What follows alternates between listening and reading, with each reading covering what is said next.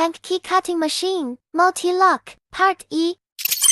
How to get a new key from MLT lock via to M2Tank CNC key cutting machine. Turn on the machine at first. This is multi-T-lock.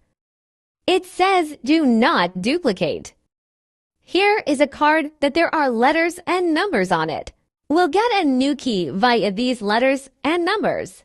First of all, connect the machine by Bluetooth. The next step, enter the key database. Click Residential Key. Select Multi-T-Lock. This key is MTK2P. Click Continue. These letters are key numbers. Input DABSC into application. These numbers are also key numbers. Click B. Go on Continue. Input these numbers on applications 2. 51313. Input all information already.